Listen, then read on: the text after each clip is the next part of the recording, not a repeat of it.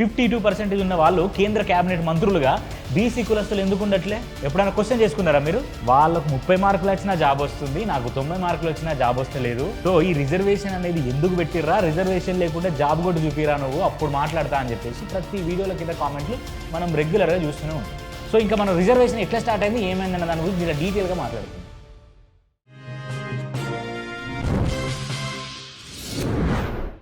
Thumbnail చూస్తే మీ అందరికి అర్థమైపోయి ఉంటుంది. We're talking about reservation. ఈ రిజర్వేషన్ అనే మాట వింటే ఎవరైతే ఎక్కువ మార్కులు సాధించి అయినా కూడా జాబ్ రాకుండా, అండ్ ఎవరైతే తక్కువ మార్కులు సాధించినా జాబ్ వచ్చిన వాళ్ళు ఉంటారు చూసినా, వాళ్ళకి వీళ్ళకి ఇది always trending topic in this country.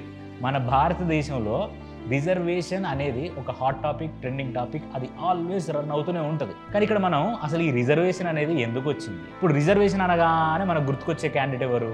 Ambedkar, doctor BR Ambedkar గారు గుర్తొస్తారు. సో డాక్టర్ బిఆర్ అంబేద్కర్ గారు వాళ్ళకి రిజర్వేషన్ ఇవ్వడం వల్ల వాళ్ళకి తక్కువ మార్కులు వచ్చినా కూడా వాళ్ళకు 30 మార్కులు వచ్చినా జాబ్ వస్తుంది, నాకు 90 మార్కులు వచ్చినా జాబ్ వస్తలేదు. సో ఈ రిజర్వేషన్ అనేది ఎందుకు పెట్టిర్రా? రిజర్వేషన్ లేకుండా జాబ్ కూడా చూపిరా నువ్వు, అప్పుడు మాట్లాడతా అని చెప్పేసి ప్రతి వీడియోల కింద కామెంట్లు మనం రెగ్యులర్గా చూస్తూనే ఉంటాం. బట్ నిజానికి చెప్పాలంటే అసలు ఈ రిజర్వేషన్ అనేది ఆ అంబేద్కర్ అనేటైనా అంబేద్కర్ గారు రిజర్వేషన్ పెట్టి ఈ రిజర్వేషన్ని జీవితాంత కాలం మొత్తం భారతదేశం అనేది ఈ సృష్టి ఉన్నన్ని రోజులు నడిపియమని పెట్టిండ, లేకపోతే ఈ రిజర్వేషన్ అనేది కొన్ని రోజులకి అందరూ ఈక్వల్ జస్టిస్లోకి వచ్చిన తర్వాత అందరూ ఈక్వాలిటీలోకి వచ్చినాక తీసేయమని చెప్పిండ? ఈ క్వశ్చన్ అనేది వేసుకోవాలి. అండ్ ఇప్పుడు నేను టాపిక్ అంతా లాస్ట్ వరకు మీరు చూడరేమో, నేను ఇప్పుడే ఒకటి కంక్లూడ్ చేద్దాం అనుకుంటున్నా. రిజర్వేషన్ లేకుండా జాబ్ కొట్టరా, రిజర్వేషన్ లేకుండా మాట్లాడరా అని చెప్పేసి ఎవరైతే రిజర్వేషన్ పొందుకుంటూ కూడా ఆ ఫలాలని ఎగ్జాక్ట్గా అందిపుచ్చుకోలేని వాళ్ళు మాట్లాడే మాటలకి నా క్వశ్చన్ ఏంటంటే, ఇప్పుడు అధికారంలో ఉన్నది ఎవరు? ఈ రిజర్వేషన్లు పొందుకునే వాళ్ళ, లేకపోతే ఎవరైతే రిజర్వేషన్ పొందుకోవట్లేదు అని అనుకునే అగ్రకులాలు అనే వాళ్ళు ఉన్నారు కదా, వాళ్ళ అధికారంలో ఉన్నారా? ఇప్పుడు ఈ కింద స్థాయిలో ఉండి ఇప్పుడు ఎవరైతే మీరు అనుకుంటున్న సంకుచితమైన మైండ్ సెట్తో మీరు అనుకుంటున్న ఈ తక్కువ కులం అనుకునే వాళ్ళు అధికారంలో ఉన్నారా? మీరు అనుకొని రిజర్వేషన్ పొందట్లేదు, రిజర్వేషన్ వీళ్ళకి వర్తించట్లేదు, రిజర్వేషన్ వల్ల వాళ్ళు బతుకుతున్నారు, మేము బతకట్లేదు అనుకునే వాళ్ళు, ఆ 12% రిజర్వేషన్ పొందుకునే వాళ్ళు అధికారంలో ఉన్నారా? మీ ఫైట్ ఎవరి మీద చేయాలి? అధికారంలో ఉన్న వాళ్ళ మీద ఫైట్ చేసి ఆ రిజర్వేషన్ దాని గురించి ఫైట్ చేయాలి. కానీ ఇన్నేళ్ళైనా భారతదేశంలో స్వాతంత్రం వచ్చి 76 సంవత్సరాలైనా సరే అధికారం లేనోడి దగ్గరికి వెళ్ళి మనం రిజర్వేషన్ గురించి మాట్లాడితే వాడేం చేయగలుగుతాడు? అధికారం నా చేతిలో ఉంటే నేను కమాండ్ చేయగలుగుతా. ఇదంతా డిమాండ్, కమాండ్, సప్లై లెక్కనే కదా గవర్నమెంట్ అంతా వర్కౌట్ అయ్యేది. సో మీరు క్వశ్చన్ చేయాల్సింది గవర్నమెంట్ని క్వశ్చన్ చేయాలి, ఆ పోరాటం చేయండి. సో ఇంకా మన రిజర్వేషన్ ఎట్లా స్టార్ట్ అయింది, ఏమైందన్న దాని గురించి ఇలా డీటెయిల్గా మాట్లాడుతున్నాం. అసలు రిజర్వేషన్ అనేది స్టార్ట్ అవ్వడానికి గల కారణాలు ఏంటి? అసలు ఇండిపెండెన్స్ రాకముందు రిజర్వేషన్ అనేది ఎందుకు స్టార్ట్ అయింది? ఈ SC, ST, BC, minority, OBC and ఆ తర్వాత హయ్యర్ రాజులు, క్షత్రియులు వీళ్ళందరూ ఎందుకు స్టార్ట్ అయింది అన్న దాని గురించి మనం వీడియోలో మాట్లాడుకుందాం. స్వాతంత్రం రాకముందు ఏమైందనంటే క్షత్రియులు, వైశ్యులు, ఆర్యులు వీళ్ళందరి దగ్గర సంపద చాలా బహుగా ఉండేది. వీళ్ళందరి దగ్గర సంపద సమకూర్చుకుంటూ వీళ్ళు బ్రిటిష్ వాళ్ళతోని సంబంధాలు పెట్టుకొని ఆ బ్రిటిష్ వాళ్ళ దగ్గర ఉన్న సంపద, వీళ్ళ దగ్గర ఉన్న సంపద వీళ్ళు వాళ్ళ సామ్రాజ్యాలలో ఉంచుకుంటా వాళ్ళు మాత్రమే రూల్ చేసేవాళ్ళు, వారు మాత్రమే బ్రిటిష్ వాళ్ళతో సత్సంబంధాలు పెట్టుకునేవాళ్ళు. కట్ చేస్తే ఎస్సీ, ఎస్టీ, బీసీ ఈ కుల వృత్తులు చేసుకునే వాళ్ళు ఎవరైతే ఉన్నారో వాళ్ళందరూ వృత్తులు చేసుకుంటారు. కమ్మరోళ్ళు కుండలు, చాకలోళ్ళు బట్టలు, చేనేత కార్మికులు అంటే చాకలోళ్ళు బట్టలు అంటే బట్టలు ఉతకడం చాకలి వాళ్ళు, అంటే తర్వాత చేనేత కార్మికులు బట్టలు నేయడం నేత కాని వాళ్ళు, అండ్ ముదిరాజు వాళ్ళు చేపలు పట్టడం, అండ్ ఆ తర్వాత ఎస్సీ వాళ్ళు తోలు తెచ్చి చెప్పులు కుట్టడం, ఇలా కుల వృత్తులకు పరిమితం అయిపోయింది.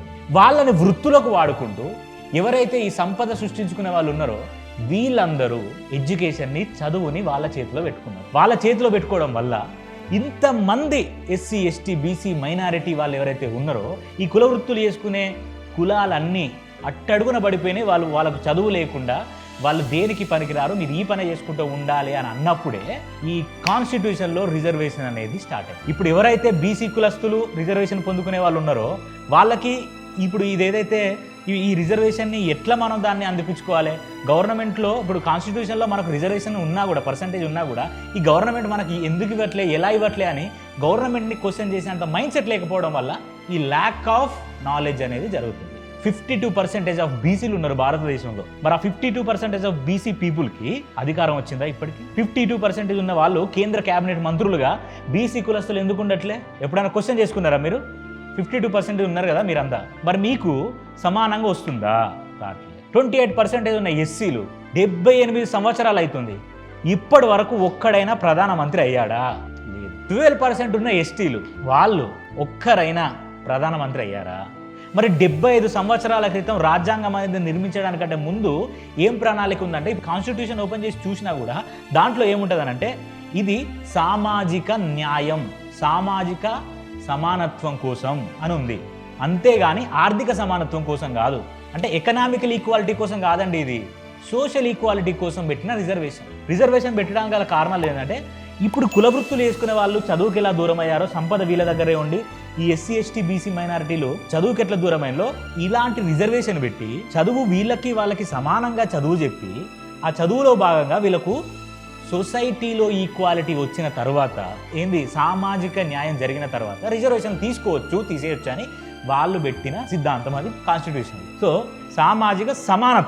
సామాజిక సమానత్వం అనేది అందరికీ, SC ST BC minority OBC Reddy Kapu Kamma ఎలమ ఇలా అందరికీ సమానత్వం వచ్చిన తర్వాత ఇది మనం తీసేయొచ్చు అనేది కాన్సెప్ట్.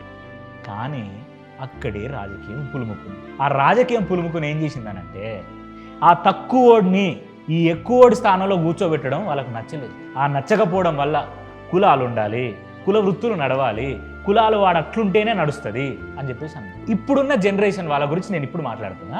ఇప్పుడున్న జనరేషన్ ఏమంటారు, నేను చదివి నాకు 90 మార్కులు వస్తే అసలు ఏం చదువు రానోడికి, అసలు ప్రతిభావంతుడు కానోడికి మీరు జాబ్ ఎట్టిస్తున్నారు అని అంటున్నారు. సామాజిక న్యాయం అనేది ఇప్పుడు అందరికి ఈక్వల్గా వచ్చిందా? 52% ఉన్న బీసీలకి ఈక్వాలిటీ వచ్చిందా? 28% ఉన్న ఎస్సీలకి ఈక్వాలిటీ వచ్చిందా? 12% ఉన్న ఎస్టీలకి ఈక్వాలిటీ వచ్చిందా? మైనారిటీలకు వచ్చిందా? ఎక్కడొచ్చిందా?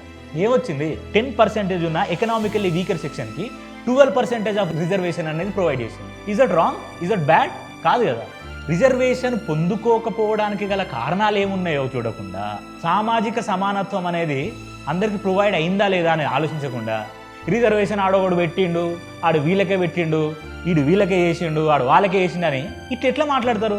Go and read constitution. మన కాన్స్టిట్యూషన్లో మనం ఏదైతే కులం అని అనుకుంటున్నామో, మన కులానికి సంబంధించి ఎంత పర్సెంటేజ్ ఆఫ్ రిజర్వేషన్ మనకు క్లాసిఫైడ్ చేసిళ్ళు, మనకు రావాల్సిన సామాజిక న్యాయం, సామాజిక సమానత్వం అనేది అందుతుందా లేదా అనేది క్వశ్చన్ చేసుకోండి ఫస్ట్. అంటే ఇప్పటికి చెప్తున్నా, ఇప్పటికి కూడా మీరు ఊర్లలోకి వచ్చి చూస్తే ఓ రెడ్డి కాపు కమ్మ వాళ్ళు ఉంటారు, ఆ ఎస్సీ వాళ్ళ ఇళ్ళకి వెళ్తారు. ఎస్సీ వాళ్ళ ఇళ్ళకు కొంతమంది ఎస్సీ ఎస్టీ బీసీ వాళ్ళ ఇళ్ళకి వెళ్ళి వాళ్ళు ఏమంటారంటే, కామన్గా ఒక పద్మ అని ఒక పేరు అనుకున్నాం, వచ్చి మనం బేసిక్ ఏమంటాం, ఎవరైనా పెద్దవాళ్ళు అయితే పద్మ గారు, పద్మక్క అని అంటాం. కానీ వాళ్ళు అట్లా అన్నారు, పద్మ కూలికి వస్తావానే, ఏడున్నాడు మొగడు ఉన్నాడా వాడు అని అంటారు. ఇది సామాజిక న్యాయమా? ఆయన ఎక్కువ కులం అవ్వచ్చు, తక్కువ కులం అవ్వచ్చు, ఎవరైనా కావచ్చు, వచ్చి ఇచ్చే రెస్పెక్ట్ అదా? నీ పెళ్ళమా, నీ మరదలా ఆమె, నాకు అర్థం కాదు. నీ మొగడున్నాడా, వత్తవా అనే కూలికి, ఏమైందే అత్తలేవు, ఇలాంటి మాటలు మనం ఎవరిని అంటాం? మన ఇంట్లో మన పిల్లల్ని అనుకుంటాం అలా కదా. కానీ వాడు ఇప్పటికీ కూడా ఆ కులం తక్కువ ఎక్కువ అని సామాజిక న్యాయం ఎక్కడ పోయింది? మరి ఇప్పుడు ఎవరైతే ఆ తక్కువ కులం అనుకునే వాళ్ళ ఇంటికి వస్తే పద్మ అని పిలిచే వాళ్ళు ఉన్నారు చూసినావా, వాళ్ళే ఇప్పుడు మరి అధికారంలో ఉంది. మరి ఇంకా మనం ఆ రిజర్వేషన్ వాళ్ళకి ఇవ్వద్దు, రిజర్వేషన్ తీసి జాబ్ కొట్టు అని అంటే వాళ్ళు ప్రతిభావంతులు కాదా? సాకలోళ్ళు బట్టలు ఉతుకటోళ్ళు ప్రతిభావంతులు కాదా? గౌడ్స్ గీత కార్మికులు చెట్టెక్కి కళ్ళు గీత గీసుకొచ్చి కిందికి తీసుకోవడం అది ఆర్ట్ కాదా? చేనేత వస్త్రాలు చేనేత చేసేటోళ్ళు అది ఆర్ట్ కదా? ముదిరాజులు చేపలట్టు అది ఆర్ట్ కదా? చెప్పులు కొట్టుడు అది ఆర్ట్ కదా? డప్పులు కొట్టుడు ఆర్ట్ కదా? కథలు చెప్పేవాడు ఆర్ట్ కాదా? ఇదంతా ఆర్టే. వాడు ఆర్టిస్టే, వాడికి ప్రతిభ ఉంది ఆల్రెడీ. చదువు ఒక్కటే ప్రతిభ కాదు. ఇవన్నీ లేకుండా ఒక రైతు నాగలు పట్టుకొని దున్ని ఆడ నాటేసి బియ్యం తీసుకొచ్చి పంచితేనే భారతదేశం బతుకుతుంది. మనం రిజర్వేషన్ అనే దాని గురించి ఆలోచించి మాట్లాడాలి. My question is to educate people. మీరు కూడా ఎడ్యుకేట్ అవ్వండి.